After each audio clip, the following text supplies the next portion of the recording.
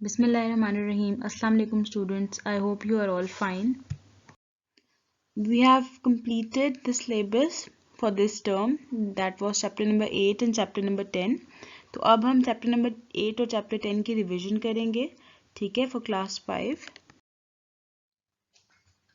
अब हम chapter number 8 और 10 के नाउ यू नो करेंगे, जो आपके पेज नंबर 95, 96 और चैप्टर नंबर 10 के आखिर में भी है. अब हम करेंगे chapter number 8 more features of MS word के नाउ यू नो.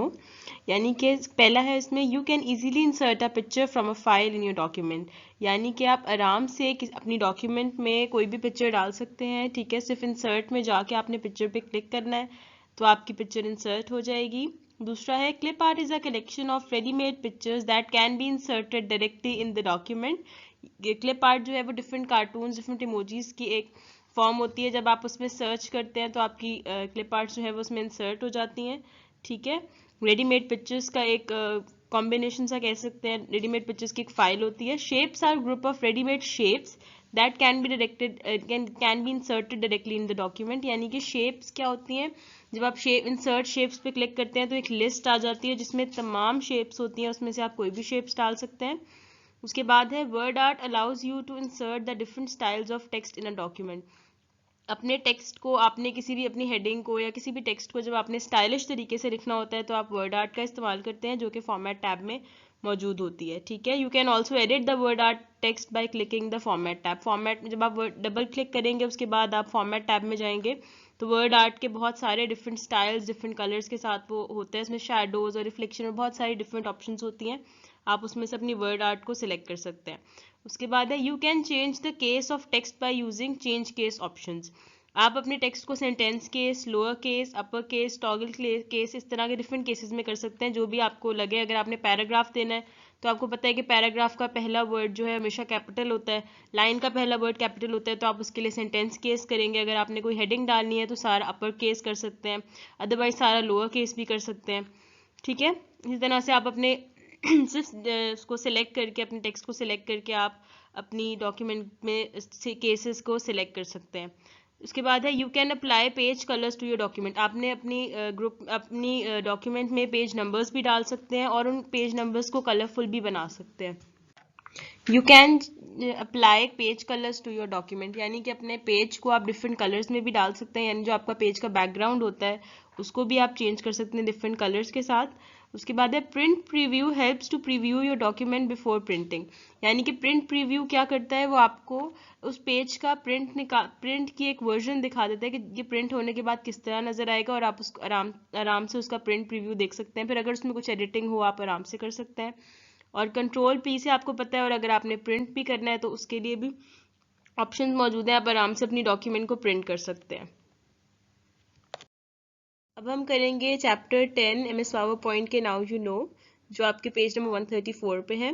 पहला है MS PowerPoint is a part of MS Office. It is use to create presentations. MS PowerPoint MS Office का पार्ट है, जिसमें MS Word, MS Excel, MS Access वगैरह भी होते हैं MS ऑफिस में.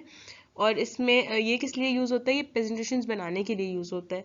उसके बाद है to start MS PowerPoint select start all programs in Microsoft Office Microsoft PowerPoint 2010. यानी कि अगर आपने MS पावर पॉइंट को अपनी स्क्रीन से स्टार्ट करना है तो आप कैसे करेंगे. सबसे पहले आप स्टार्ट में जाएंगे, स्टार्ट मेन्यू में जाएंगे, वहाँ से ऑल प्रोग्राम्स में जाएंगे और उसके बाद माइक्रोसॉफ्ट ऑफिस में जाके माइक्रोसॉफ्ट पावर पॉइंट को सिलेक्ट करेंगे. उसके बाद components of MS PowerPoint screen are title bar, quick access tool bar, ribbon, status bar, slides etcetera. यानी कि जब आप MS पावर पॉइंट खोलते हैं, अपनी न्यू प्रेजेंटेशन जब आप खोलते हैं तो सबसे पहले उसमें सबसे ऊपर आता है रेड कलर का टाइटल बार, जिसमें आपकी डॉक्यूमेंट का नाम होता है, ठीक है. अगर आपने प्रेजेंटेशन खोली है और आपका कोई नाम नहीं है प्रेजेंटेशन का भी, तो वो ऑटोमेटिकली प्रेजेंटेशन 1 के नाम से सेव हो जाता है. उसके बाद साइट पे उसके होता है क्विक एक्सेस टूल बार, जिसमें अनडू, रीडू और इसी तरह का सेव और जो भी आपके फॉरेन यूज़ होने वाले हैं वो सारे उसमें मौजूद होते हैं.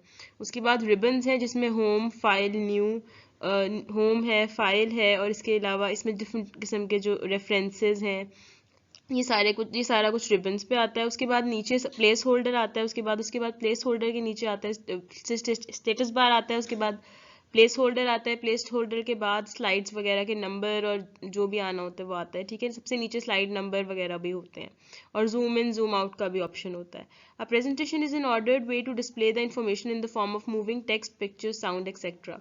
यानी कि आपकी प्रेजेंटेशन क्या होती है? प्रेजेंटेशन एक तरीका होता है आपकी जो भी इंफॉर्मेशन प्रेजेंट है, जो आपके पास इंफॉर्मेशन है जो आपने लोगों को दिखानी है, उसको एक स्टाइलिश तरीके से प्रेजेंट करना, दिखाना, जिसमें मूविंग टेक्स्ट यानी कि टेक्स्ट आपका स्टाइलिश तरीके से होता है, आपका उसमें पिक्चर्स लगी होती हैं, वीडियोस लगी होती हैं, ऑडियोज लगी होती हैं, साउंड्स लगी होती हैं, ठीक है। इस तरह के डिफरेंट किस्म के ऑप्शन इसमें मौजूद होते हैं।